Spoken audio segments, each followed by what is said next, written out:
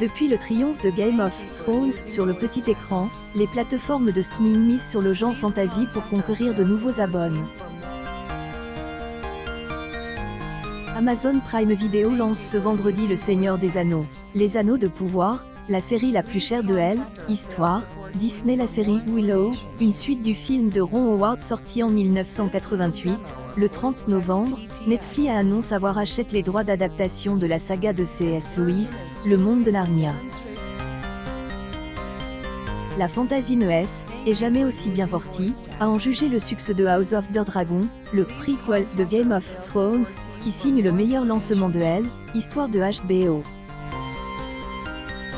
Autrefois cantonne à un cercle de connaisseurs, la fantasy est grandement démocratisée, surtout depuis une vingtaine d'années, constate Julie Escurignan, enseignante-chercheuse, responsable du Master en Management des Industries Culturelles et Créatives à l'ENLV.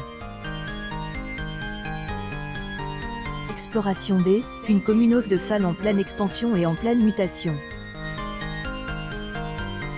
Le fandom de Tolkien est forme en 3 temps, selon Vivien Lejeune, auteur de Aux origines du Seigneur des Anneaux, de Tolkien à Jackson.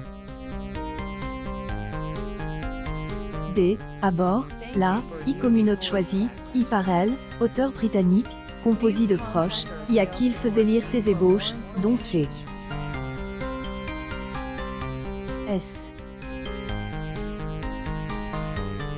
Louis, auteur de Narnia, et de son cercle universitaire à qui il présente, son légendaire,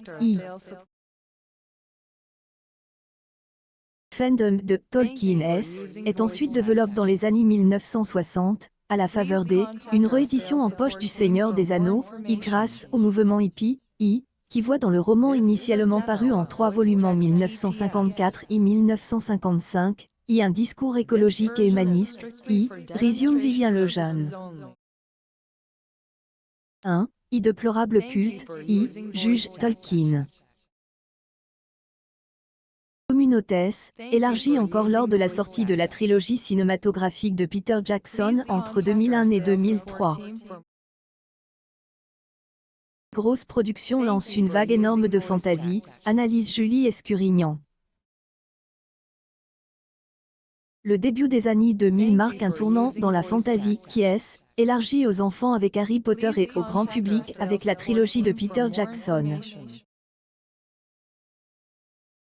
Le lancement de la série Game of Thrones sur HBO en 2011 marque, à nouveau un élargissement avec un public plus adulte, Gérard Martin cherchait à écrire de la fantasy pour les gens qui aiment pas la fantasy. Les éléments magiques apparaissent peu au début, ils se focalisent sur des autres éléments politiques, notamment, poursuit la chercheuse. Ce succès change le regard sur le genre fantasy et sur ses fans. Depuis 20 ans, on est sorti une représentation de la fantasy comme un genre de niche, réserve à quelques joueurs de Donjons et Dragons, une image un peu stigmatisante ailleurs, parce qu'on avait des représentations assez négatives de ces communautés, se réjouit Julie Escurignan. La communauté est diverse. Cette image du nerd évolue, ne serait-ce qu'avec des séries comme Stranger Things, qui montrent des gens jouant à Donjons et Dragons.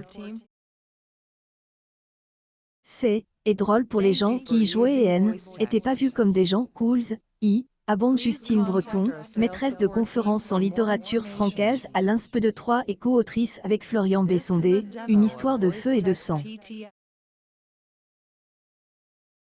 Moyen-Âge de Game of Thrones.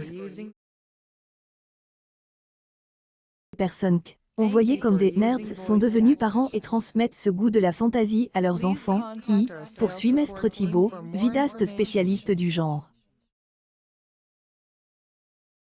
Contrairement à certaines idées reçues, il y a toujours eu beaucoup de femmes parmi les fans de fantasy, particulièrement chez ceux de Tolkien, souligne Vivien Lejeune. Dans mon étude sur les fans de la série Game of Thrones, on observe une certaine égalité entre les hommes et les femmes, on est plutôt sur du CSP, des gens plutôt éduques parce que est HBO et on trouve étonnamment des adultes de tout âge, confirme Justine Breton. Le fandom est ouvert et accueillant puisque la fantasy est un genre très ouvert. Est un genre transmédiatique, qui se développe en littérature, au cinéma, en musique, dans les jeux, etc. Explique Julie Escurignan. Vos arrivants sont les bienvenus, ils sont bien accueillis et sont invités à échanger. Il y a tout de même une forme de hiérarchisation, des gens en posture de leader, des experts ou de médiateurs par rapport à des autres et cela arrive que cela se frite un peu, constate Justine Breton. La communauté francophone de fans de la saga Le Trône de Fer de l'auteur George R.R. La garde de nuit, a vu arriver de nombreux nouveaux membres au moment de la série Game of Thrones.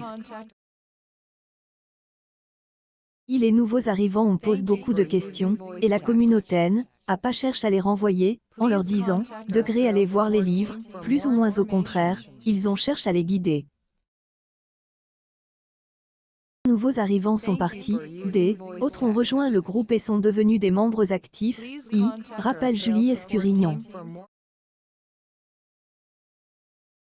Game of Thrones, les fans des livres étaient en position d'expertise au début par rapport à ceux qui découvraient la série. Lorsque la série a dépassé les livres, ils étaient tous au même niveau. Il y a eu une grande discussion pour savoir quel était le véritable matériel canon, rappelle la chercheuse.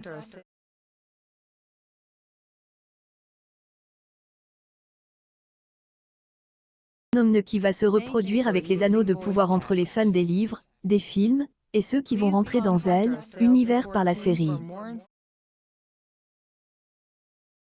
Selon Justine Breton. Expliquer. Les fans des livres vont être un peu plus chatouilleux parce qu'ils ont une connaissance du monde, donc ils ont déjà leur propre opinion et perspective. Est une adaptation, est un point de vue, des choix. Les fans les plus anciens ont parfois des opinions plus tranches puisqu'ils ont un attachement ancien à elle, univers par rapport à ceux qui découvrent avec des yeux plus neufs et un attachement émotionnel qui se construit. Ce sont les gardiens du temple. C'est parti. Aime bien quand on respecte le matériau des origines, abonde Vivien Lejeune. Team plus inclusif des anneaux de pouvoir et de House of the Dragon ont incidé, or et déjà fait couler beaucoup d'encre. Pensée, et bien amené bien inclus dans elle, univers, cela peut totalement marcher, considère Thibaut Mestre.